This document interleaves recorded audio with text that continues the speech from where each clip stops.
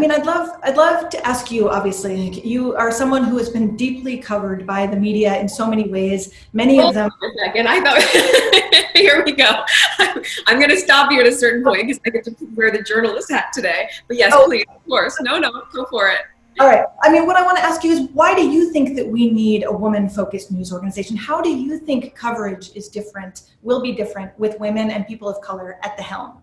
Well, do you know what's so interesting is, and I was actually reading just a couple weeks ago, this fascinating article about the suffrage movement. And what resonated with me about it is specifically the term suffragette. And you'll follow my train of thinking in a moment, because the impetus for the word suffragette started in a UK newspaper in 1906. And it was meant to belittle the women who were part of the suffrage movement. It's like, oh, we'll just add a little et to the end here. Minimizing, yes. And what I find so fascinating is that was then, before digital media, before the online space, before things could travel around the world with rapid fire. And the American women, as part of the suffrage movement, didn't want to be called suffragettes. And yet this term, coined by one man in 1906, has stuck as part of a movement. And I think when you look at that and you look at it through that lens of the power of one person's influence in the media to be able to shape an entire movement or way of thinking or even an ideology or an identification, if women have their voice heard as equally, how different that would have been, right? And so even though in that article, the point was not about the term suffragette, what stuck with me is the ability of influence. And if it's only coming from a patriarchal lens, how that's shaping everything that we see. And whether you actually read the article or not, this one or any other one, I think what's so fascinating, at least from my standpoint and my personal experience the past couple of years, is the headline alone, the clickbait alone makes an imprint. That is part of how we start to view the world, how we interact with other people. And I think there's so much toxicity out there in what is being referred to, my husband and I talk about it often, this economy for attention, right? That is what is monetizable right now when you're looking at the digital space and media. And so if you're just trying to grab someone's attention and keep it, you're going for something salacious versus something truthful. And I think that once we can get back to the place, which is what you're creating here, which is why I think it's so important, where people are just telling the truth in their reporting and telling it through a compassionate or empathetic lens, it's going to help bind people as community in a way that I think at the moment we're feeling much more of a disconnect in a space where we could be feeling more of a connection. Absolutely. Hello and welcome back. So we've seen the Duchess of Sussex, who today turned interviewer, to speak to co-founder and CEO Emily Ramshaw for the launch of the news organization, The 19th. And what a fascinating conversation it was. I was so impressed by how knowledgeable and confident these two women were. And I will leave links to the full conversation and also go over and subscribe to their YouTube channel as well. So I will read here from Town and Country Mag, as well as people who have done a great outline of the conversation, and I will also give my thoughts. I was so impressed. So the article says that the Duchess turned interviewer to speak to the co-founder and CEO Emily Ramshaw for the launch of the news organization The 19th, which was founded to shine a light on the unfinished business of the 19th Amendment and empower women. However, Ramshaw didn't miss the opportunity to turn the tables for a minute and ask Meghan for her feelings in the 25-minute discussion. I'm curious what it's been like for you coming back to the United States in this moment as a biracial woman, in this moment of all the conversations around race and justice. What has that felt like for you, she asked.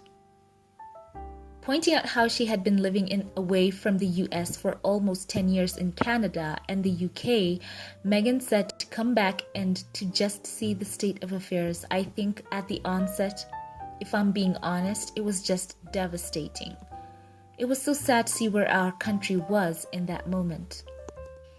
But she added, if there's any silver lining in that, I would like to say that in the weeks, in the peaceful protests you were seeing, in the voices that were coming out, in the way that people were actually owning their role and acknowledging their role that they had played, either actively or passively in the discrimination of other people, specifically of the Black community, it shifted from sadness to a feeling of absolute inspiration because I can see that the tide is turning. The Duchess said it was not new to her to see this undercurrent of racism and unconscious bias in her own words, but added, I think to see the changes that are being made right now is really, it's something I look forward to being a part of. And in an indication that she had felt stifled by the conventions placed on members of the royal family not to speak out on issues that could be deemed political, Meghan continued, and being part of using my voice in a way that I haven't been able to do of late. So yeah, it's good to be home. So the Duchess also shared her thoughts on the importance of voting. When I have had these conversations about encouraging people to go out and vote, I think it's often challenging for men and women alike, certainly for people to remember just how hard it was for people to get the right to vote, and to be really aware of not taking that for granted. I look at that, my husband, for example, he's never been able to vote. And I think it's such an interesting thing to say the right to vote is not a privilege. It is a right in and of itself. So the article states that while technically all royal family members can vote, by convention, the Queen doesn't, and it is generally assumed that other senior royals follow suit. So it's interesting as well. These are now my own thoughts about the conversation that Meghan had. She does find in that statement talking about voting, Harry's life, I think she finds it very fascinating.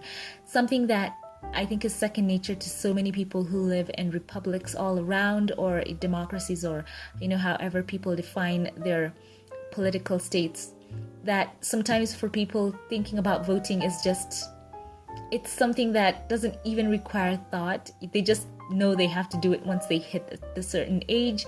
But for Harry, he has just been living this whole different life. So I found that just a very sweet anecdote that she pointed out there. He has truly been in his own bubble, so to speak. So I'm sure that in this time that they have moved to USA and have settled there, that Prince Harry is really getting to realize a whole other facet to life as well. And he and Meghan have been speaking out, especially on anti-Black racism, and it is so fascinating.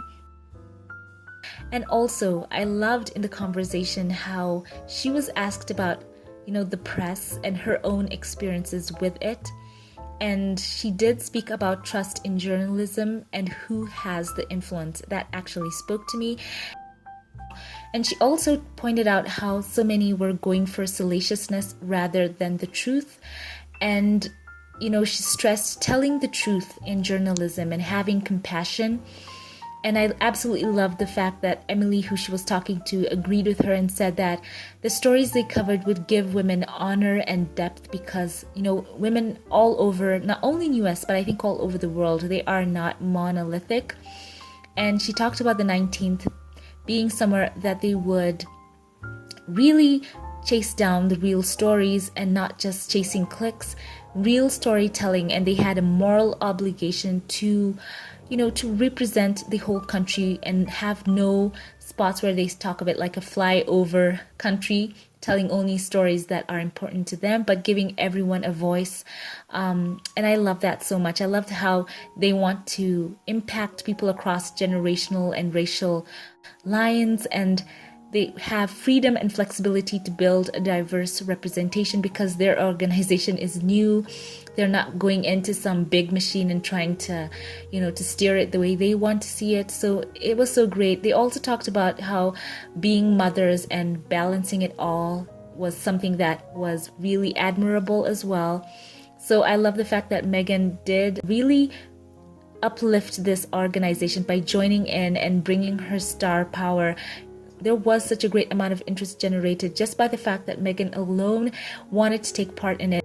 The Duchess of Sussex is so impressed by their organization, and she said she's always looking for more high quality and trustworthy journalism. And for sure, I loved this conversation. It was so great. Also, can I state how lovely Meghan looked? She wore a peach Hugo Boss top paired with bracelets from Cartier and Monica Veneta. And she looked absolutely great. Her hair in gorgeous loose waves.